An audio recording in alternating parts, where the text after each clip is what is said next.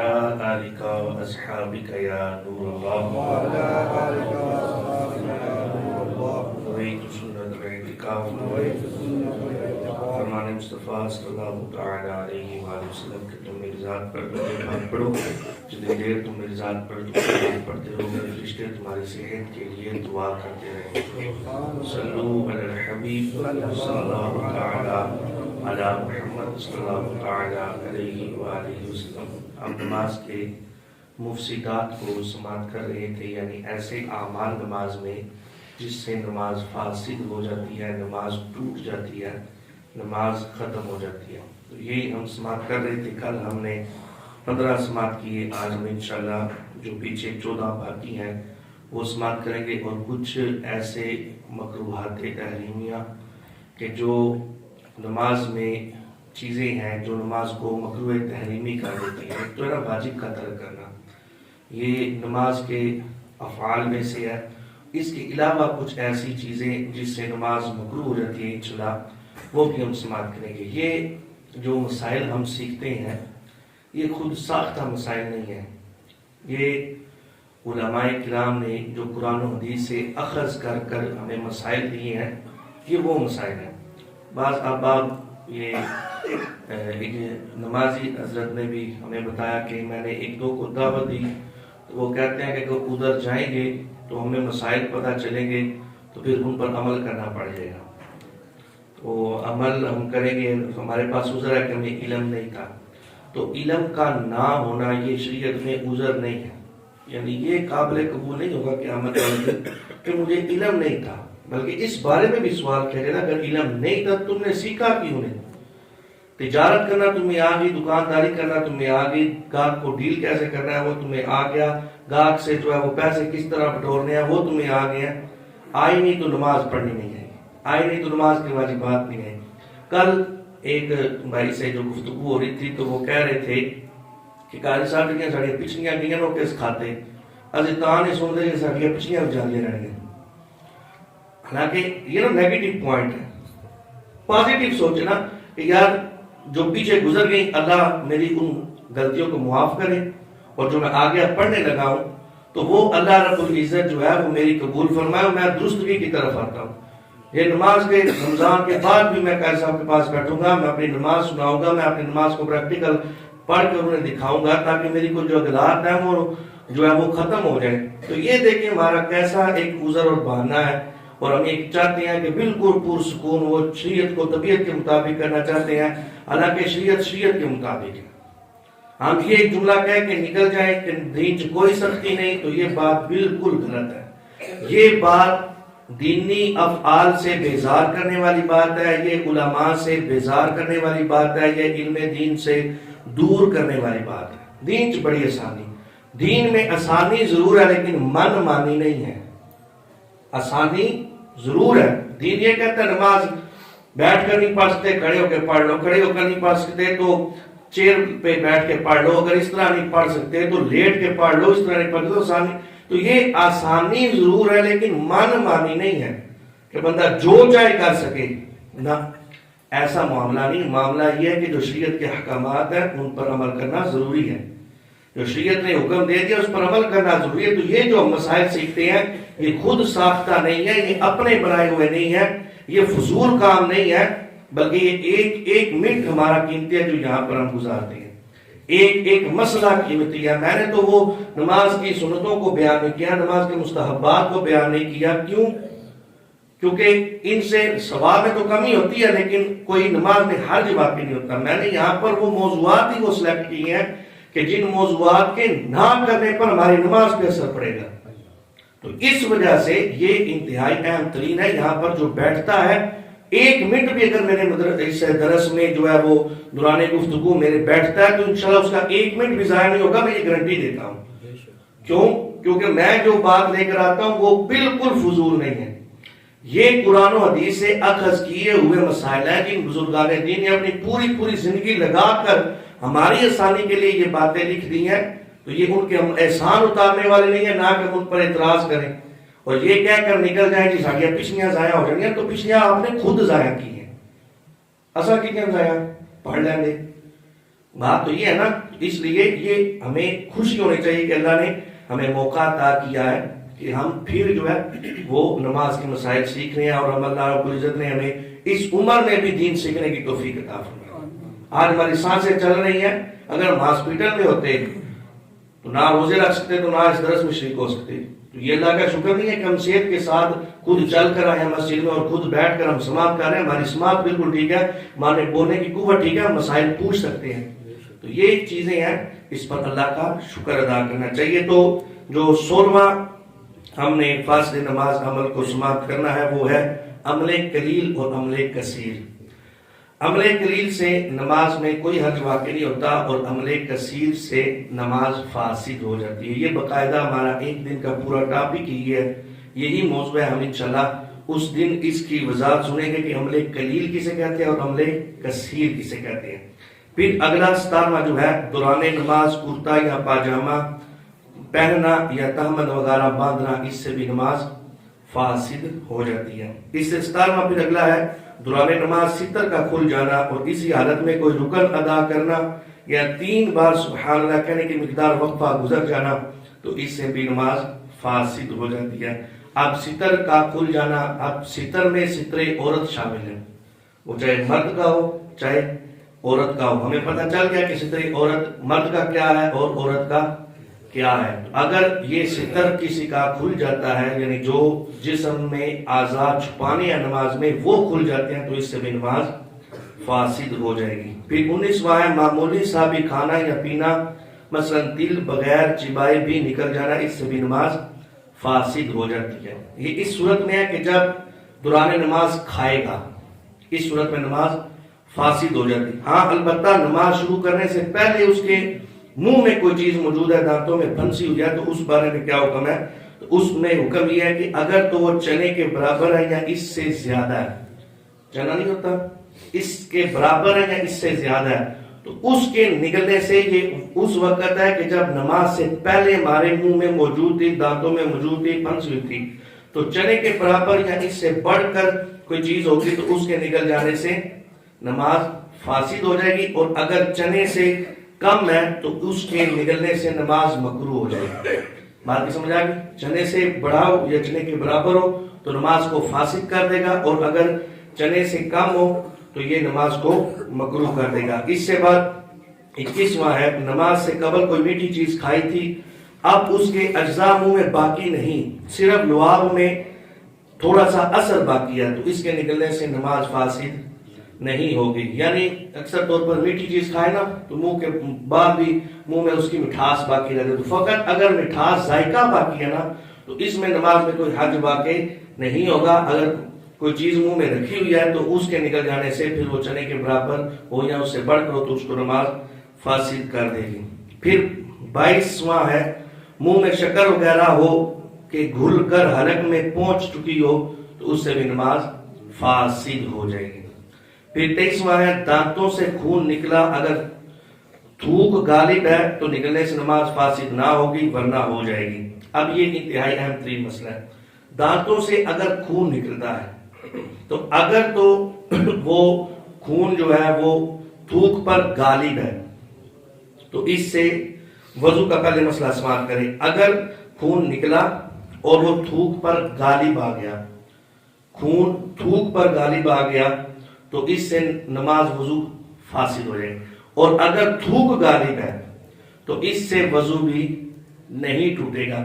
اس میں ایک اور مسئلہ سماعت کریں، اس کا فرق کیا ہے، کیسے پتہ چلے گا کہ خون غالب ہے یا تھوک غالب ہے؟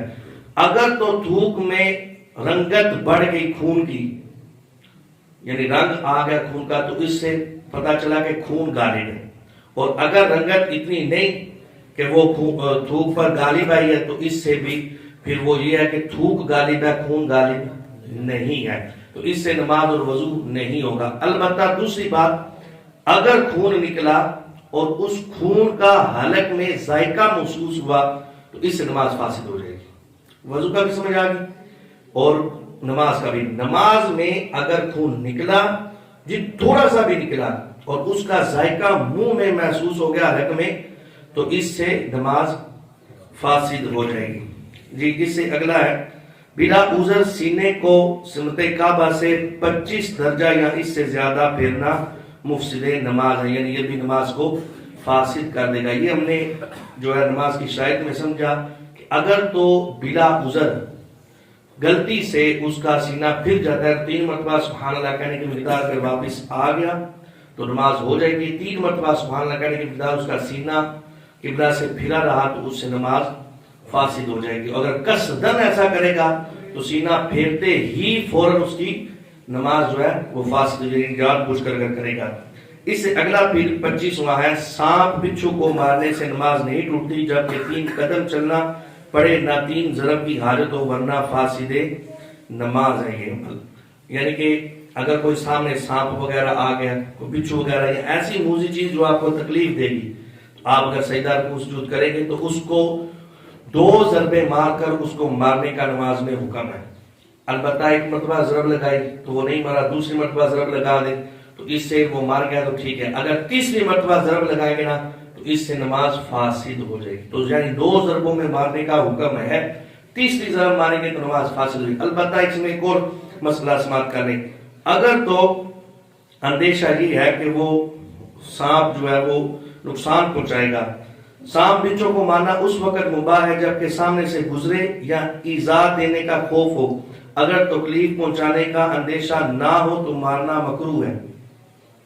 یعنی وہ گزر گیا، آپ جناب آپ نماز کی حالت میں اسے دوڑ کے مار رہے ہیں، وہ تو چلا گیا، آپ کو نہ اندیشہ وہ خوف ہے کوئی کہ وہ مجھے آ کر ڈس لے گا، تو ایسا خوف نہیں ہے تو اس صورت میں مارنا مکروہ ہے، نماز کو مکروہ کر دے گا۔ البتہ اب اس میں یہ ہے کہ کوئی سانپ ہے، آپ نے 2 ضربے ماری اور نہیں مرا، اب آپ کو خوف ہے کہ وہ سانپ آپ مجھے ڈس لے گا، بچھو وغیرہ ڈس لے گا، تو ایسی کوئی موذی چیز ہے جو آپ کو نقصان پہنچا دے گی، تو اپنی جان بچانے کے لیے آپ نماز کو توڑ کر بھی اس کو مار سکتے ہیں، بعد میں اس نماز کو دوبارہ نئے سرے سے پڑھنا ہوگا۔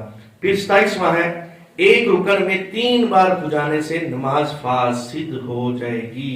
یہ انتہائی اہم ترین مسئلہ ہے، 3 مرتبہ ایک رکن میں، قیام ایک رکن ہے، رکوع ایک رکن ہے، قوما ایک رکن ہے، سجدہ ایک رکن ہے، جلسہ ایک رکن ہے، پھر سجدہ ایک رکن ہے، پھر جو قعدہ ایک رکن ہے۔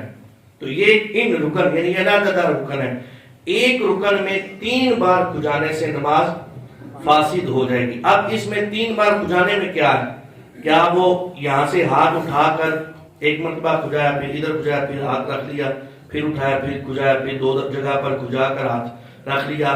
تو یہ اس میں مسئلہ سماعت کر لیں کہ یہاں سے ہاتھ اٹھانے کا اعتبار نہیں ہوگا، اعتبار کیا جائے گا اس کو 3 جگہ پر استعمال کرنے کا۔ یعنی کس نے یہاں سے ہاتھ اٹھایا، ایک کندھے پر خارش ہوئی تو اس نے اس طرح کھجا دیا، اب یہاں پر واپس ہاتھ نہیں رکھا، یہاں سے پھر اس جگہ کھجانے لگ پڑا ہے، تو یہ 2 مرتبہ کھجانا شمار ہوگا، 2 مرتبہ ہاتھ کا استعمال ہونا یہ شامل کیا جائے گا۔ اب یہاں سے اٹھا کر وہ ادھر سر پر کھجانا شروع کر دیتا تو اس سے نماز فاسد ہو جائے گی۔ ایک رکن میں 3 مرتبہ ہاتھ استعمال کرنے سے نماز فاسد ہو جائے گی، اور یہ ہاتھ اٹھانے کا اعتبار نہیں ہوگا بلکہ ہاتھ کو استعمال کرنے کا اعتبار کیا جائے گا۔ اس مسئلے کی سمجھ آ گئی؟ یہ انتہائی اہم ترین مسئلہ ہے۔ اس سے پھر اگلا مسئلہ، تکبیرات انتقالات میں لفظ اللہ اکبر کہنا، یعنی غلط کہنا، اللہ اکبر ہے نا، اللہ اکبر کہہ رہا ہے، یا اللہ اکبر کہہ رہا ہے، یا اللہ اکبر کہہ رہا ہے، تو یہ بھی مفسد نماز ہے۔ یعنی اس سے تو نماز شروع ہی نہیں نہ ہوئی کیونکہ اس نے تکبیر تحریمہ ہی غلط کہہ دی، تو یہ بھی مفسد نماز ہے۔ اپنی تکبیر تحریمہ کو بھی درست کرنا چاہیے۔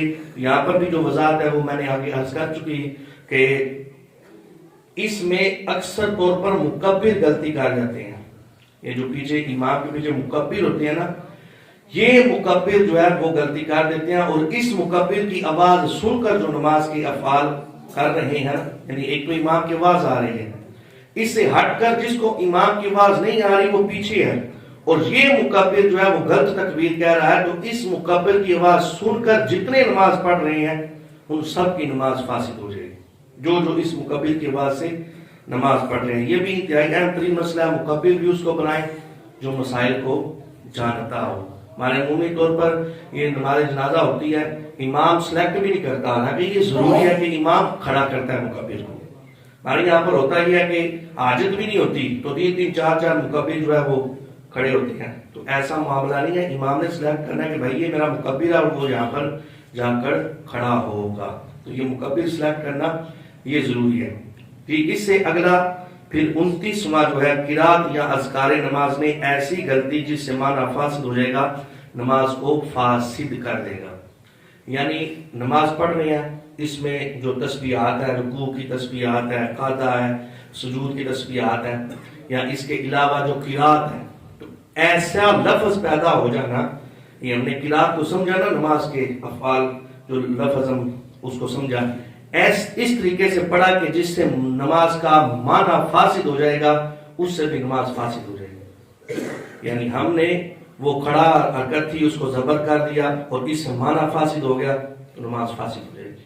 تو اس لیے قرات بھی نماز کی یہ انتہائی اہم ترین ہے. اور قرات تو آپ نے سنا ہے یہ فرض میں شامل ہے. نماز کے کتنے فرض ہیں؟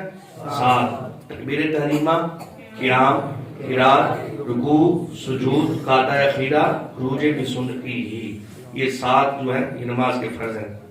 اس کے بعد نماز، اب یہ 29 مفسدات پورے ہوئے. اب مکروہات 3 منٹ میں جتنے ہو گئے وہ انچلاس کر دیتا ہوں. داڑھی، بدن یا لباس سے کھیلنا یہ نماز میں مکروہ تحریمی ہے.